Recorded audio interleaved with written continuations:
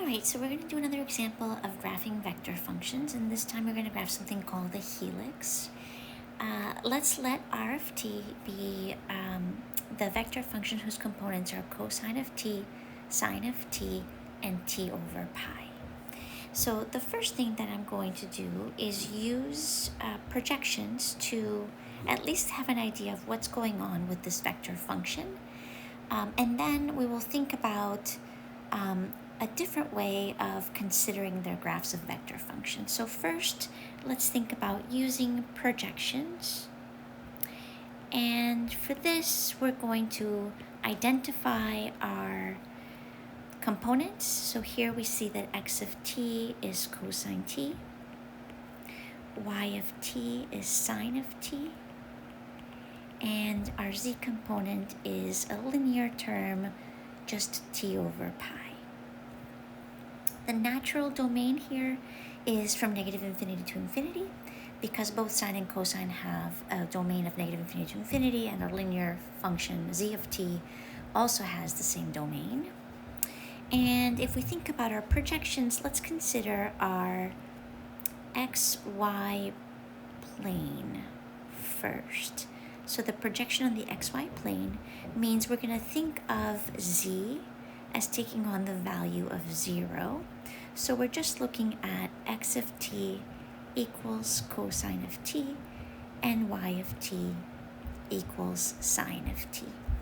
So you can either recall our parametric functions, that parametric equations, that this is a circle of radius 1 in the counterclockwise direction, or you could eliminate the parameter t and realize that these two equations, if we use our Pythagorean identity, will give you that x squared plus y squared equals 1, since cosine t squared plus sine t squared equals 1. So we know that we have a unit circle on the xy plane. Just going to write a very quick image of that circle and label my axis so that we can then consider our projections together. So there is our unit circle in the xy plane. All right, if we then move to our yz plane and consider the projection there, the yz plane's projection, we can obtain it by setting x equal to 0. When x equals to 0, we're left with two components, y equals sine of t and z equals t over pi. So here, eliminating the parameter, we can substitute z, or solve for t here and get that t will be pi times z, and substitute that into y. So we have y equals sine of pi z. So this is a sine function along the z-axis. So z is our independent variable, and the period is 2 pi over pi, or just 2. So in 2 units we complete one cycle. Just a quick sketch once again in our yz plane, and I'm going to put the z-axis as my vertical axis. I always try to do that, even if this is traveling along the z-axis. So this is sine, so when z is 0, we start at 0. When z, let's say, is 2, we're going to end up back at 0, because we complete a cycle. So we should expect our graph to look something like this, right? It's a sine graph that's traveling up along the z-axis, and also in this direction, because t takes on any value from negative infinity to infinity. So that's what we can expect on our yz plane. And then finally, if we think about projections once more, let's look specifically at the xz plane. So our xz plane, that would mean that we are, if we're looking at projections, we're setting y equal to 0, And when we set y equal to 0, we're left with x equals cosine of t, and z is t over pi. Once again, we can eliminate the parameter and write that t will be pi times z, and our function is x equals cosine of pi z.